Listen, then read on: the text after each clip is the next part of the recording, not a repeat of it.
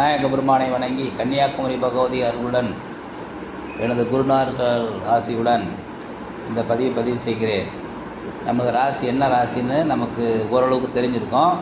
இருந்தாலும் அந்த ராசிக்குரிய குணங்கள், இயல்புகள், தெய்வங்கள், ராசி எங்கே இருக்குது, ராசி மண்டலத்தில் இந்த விஷயங்கள்லாம் நம்ம ஒன்று ஒன்றா போட்டுட்டு வரோம். ஏற்கனவே தனுசு ராசி வரைக்கும் போட்டாச்சு. இன்றைக்கி மகர ராசிக்கு போடுறோம். வானமண்டலத்தில் இந்த ராசி 10வது ராசி ஆகும். இது காண்பதற்கு சுறாமீன் போல் காணப்படுவதால் இந்த ராசி மகர ராசி என்று சொல்லப்படுகிறது. இது பாகை 270 முதல் 300 பாகை வரைகளை காணப்படுகிறது. இந்த ராசிக்குரிய கோள் சனி பகவான். சூரியன் இந்த ராசியில் இருக்கும்போது தான் இந்த மாதத்தை மகர மாதம், அதாவது தை மாதம் என்று சொல்வார்கள். மகர ராசியின் அதிபதி சனி. இந்த சனிங்கிறதாலே சனி 2.5 வருஷம் ஒரு கட்டத்தை தாண்டதுக்கு.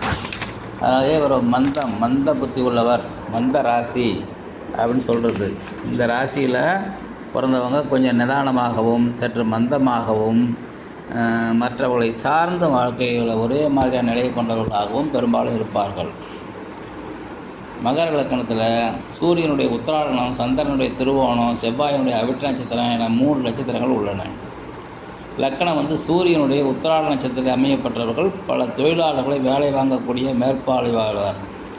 அடித்தட்டு மக்களின் உரிமைக்காக குரல் கொடுக்கும் தலைவராகவும் இருப்பார். லக்கணம் சந்திரனின் திருவோண நட்சத்திரமாக அமையப்பட்டவர்கள் தாழ்வு மனப்பான்மை கொண்டவர்களாகவும் அதிக சிந்தனை திறன் கொண்டவர்களாகவும் அதை வெளிப்படுத்த முடியாதவர்களாகவும் இருப்பார்கள்.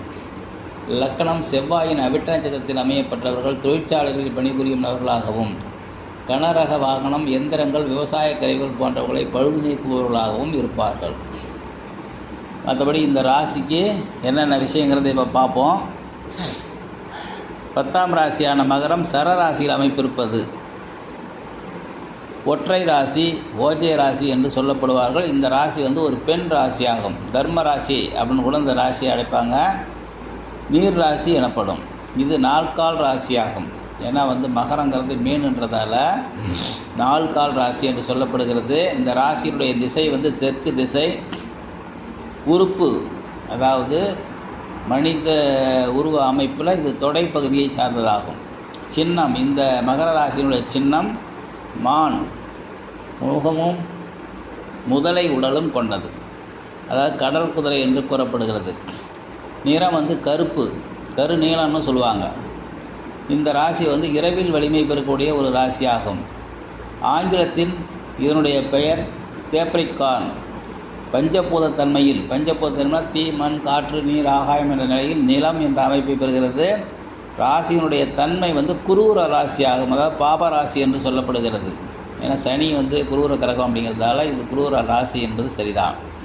இடம் நீர்நிலைகள், சதுப்பு நிலங்கள், இதெல்லாம் இந்த ராசியினுடைய இடம். மாதம் இந்த மாதம் தை மாதம். இந்த மாதம்தான் நம்ம முன்ன சொன்ன மாதிரி உத்தராயண புண்ணிய காலம் துவங்கும் மாதமாகும். சூரியன் தன் சஞ்சாரத்தை தை மாதம் 1ஆம் தேதி வடக்கு நோக்கி திருப்புவதால் மகர ராசி விசேஷ புண்ணிய ராசி என்று கூறப்படுகிறது. ராசியினுடைய கால அளவு 60 நாழிகை உள்ள ராசியில் 5.25 நாழிகை இந்த ராசிக்கு சொந்தமானது.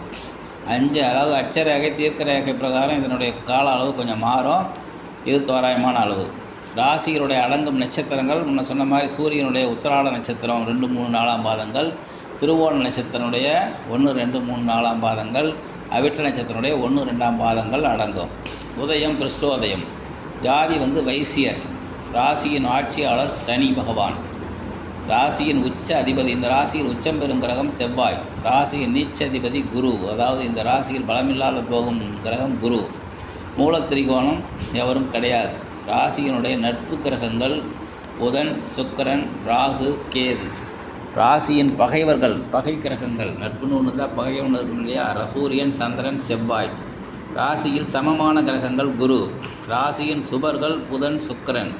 ராசியின் யோக கிரகங்கள் சுக்கிரனும் புதனும். ராசியின் பாப கிரகங்கள் சூரியன், சந்திரன், செவ்வாய். ராசிக்கு மாரகஸ்தானம் 2, 7ஆம் இடங்கள். ராசியின் மாரக அதிபதிகள் சனியும் சந்திரனும். பாதகஸ்தானம் 11ஆம் இடம்.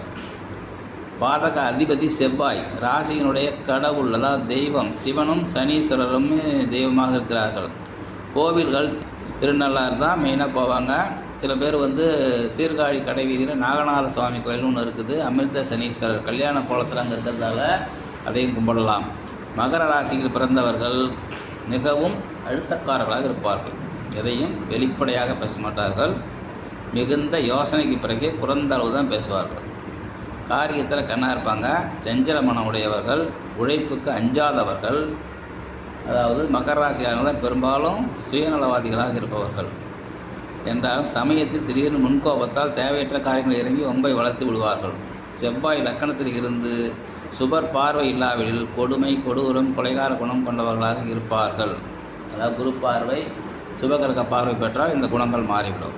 சற்றே சுயநலமுடையவர்கள், எதிலும் ஆதாயம் எதிர்பார்க்கும் இவர்களுக்கு பெரும்பாலும் தந்தை மகன் உறவு சரியாக அமைவதில்லை. ஏனென்றால் மகர ராசிக்கு 8ஆம் இடத்துக்கு அதிபதி சூரியன்கிறத பாருங்கள். அதனால் தந்தை மகன் உறவு சரியாக அமைவதில்லை. பகலில் பிறந்தவர்களுக்கு தகப்பனார் உறவு சிறப்பளிப்பதில்லை. மற்ற உறவுகள் கூட இவர்களுக்கு திருப்தியாக அமைவதில்லை. பெரும்பாலும் சுய தொழில் வியாபாரம் செய்வார்கள். அடிமை தொழில், அரசு பணியில் இருப்பவர்கள் மிகவும் குறைவே. தன்னை நம்பியவர்களிடம் நாணயமாக இருப்பார்கள். நம்பாதவர்களை இவர்கள் மதிக்க மாட்டார்கள். எதிலும் நிதானமாக போக்கை கடைபிடிக்கும் இந்த மகர ராசிக்காரர்கள் நல்லவர்களுக்கு நல்லவர்களாக இருப்பார்கள்.